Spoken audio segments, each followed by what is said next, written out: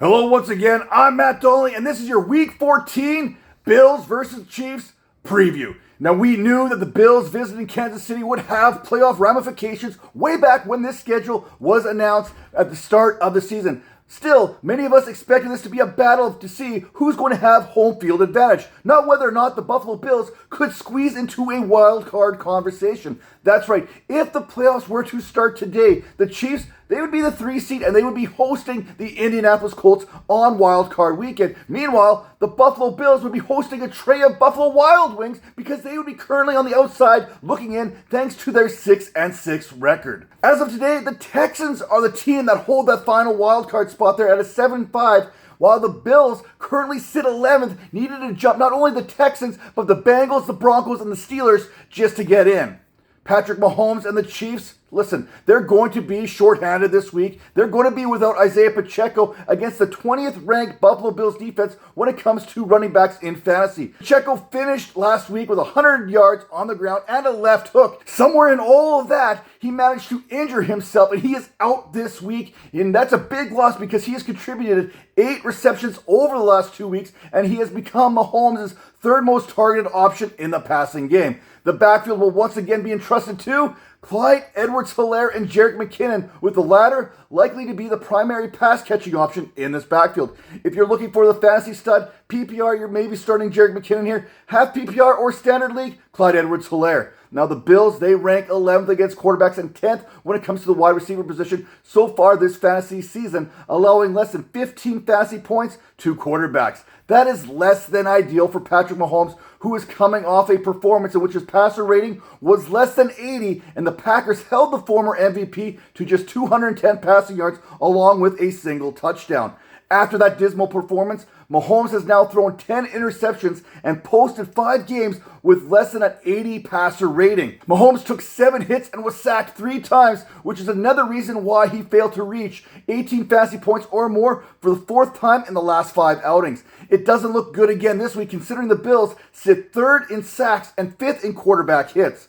Rashee Rice, not Travis Kelce, led the Chiefs over the last 2 weeks with a 28.5% target share. Rice also led the team in targets in each of the last 2 weeks, totaling 19, which happens to be 7 more than Travis Kelce saw, despite Rice only having a route participation rate of 65%. Rice is starting to see more design plays as he's becoming more trusted with Patrick Mahomes in this offense, so you can continue to see Rice continue to earn more targets from Mahomes moving forward. Now, I know he has been the best option for the Chiefs in recent weeks, but as far as the Bills are concerned, number 1 option that they need to eliminate is Travis Kelce or Taylor Swift, whichever comes first. I'd like to think that this is a get-right type game for Kelce, but over the last 4 weeks, only the New England Patriots are allowing fewer than the 5.6 fantasy points per game than the Bills have been allowing.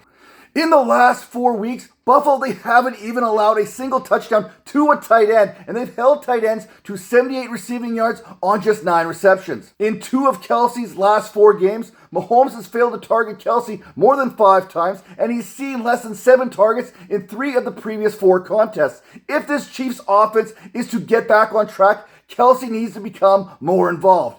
In fantasy, you have to feel better about starting Josh Allen this week than you do about Patrick Mahomes, especially after what we saw Jordan Love do to this highly praised Chiefs defense just a week ago. Outside of Dak Prescott, no quarterback has been producing in fantasy the way Josh Allen has since week number 7. Allen is averaging 26.9 fantasy points per game, accounting for 17 touchdowns. Now imagine what those fantasy numbers would be if he wasn't picked off 7 times in those 6 games. Heck, Allen has been like Santa Claus this year, giving out gifts to every defense he faces, turning the ball over 17 times. Now, Kansas City should focus much of their attention on Stephon Diggs, who is averaging 7 catches per game, 80 yards per game, to go along with his 8 touchdowns. Fantasy managers and Stephon Diggs should anticipate to be shadowed by the Chiefs' best cover man there in L'Jarius Sneed, but Kansas City also runs the highest rate of too high safety at 66.9%.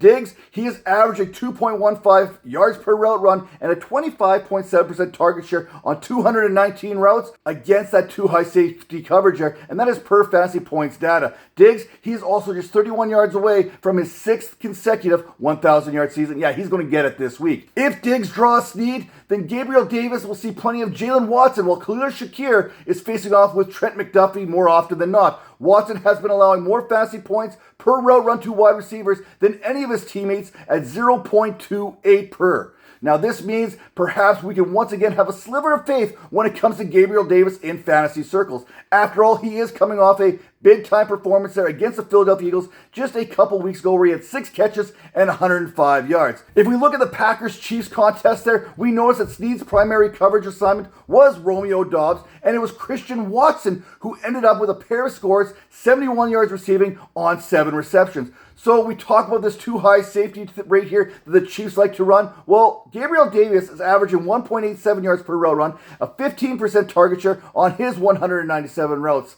against said coverage. Now, if you're hoping for a big-time performance from James Cook, don't bet on it. The Chiefs have allowed just a pair of touchdowns, 2 backs on the ground, and 384 yards total over the last 4 weeks. Now, both these teams, they need a win in a bad way, but the Bills, they can ill afford to lose this one, which should add to that playoff atmosphere. After all, the Bills, they're pretty much down to one and done on their 2023 season. With that all being said, hit that like button, make sure you subscribe, and we'll see you next time.